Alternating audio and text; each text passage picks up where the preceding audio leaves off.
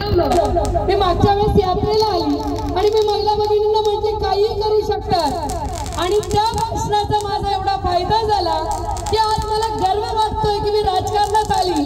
माझ्या वागोद्याच्या महिलांनी त्यांच्यातली असणारी दुर्गा बाहेर आली आणि त्यांनी एवढा मोठा प्रचंड असा भव्य दिव्य अशी मिरवणूक काढली म्हणून ताई तुम्हाला खरंच सॅल्यूट करते आणि मानाचा मुजरा करते की तुम्ही अशक्य शक्य करून दाखवलं। आता तुम्हाला कोणीच थांबवू शकत नाही। जगाच्या पाठीवर तुम्ही कुठेच थांबणार नाही। तुमच्या लेकरांना, तुमच्या भावांना, तुमच्या मुलींना, तुमच्या मुलांना खरंच चांगली शिकवण देऊ शकतात याचा मला आज विश्वास नाही तर मला आत्मविश्वास निर्माण झालेला आहे।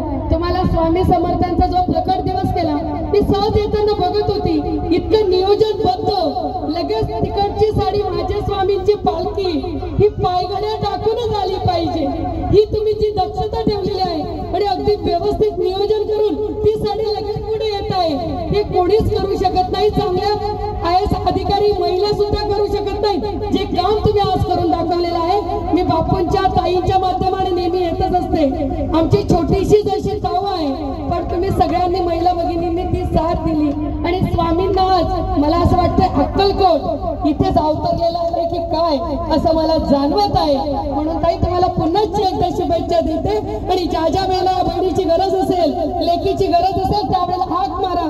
मला मुंबईला जायचं होतं, माझी आज उद्या अर्जंट मीटिंग आहे, अजून पुढे 10 कार्यक्रम आहेत, आज येत पण होती।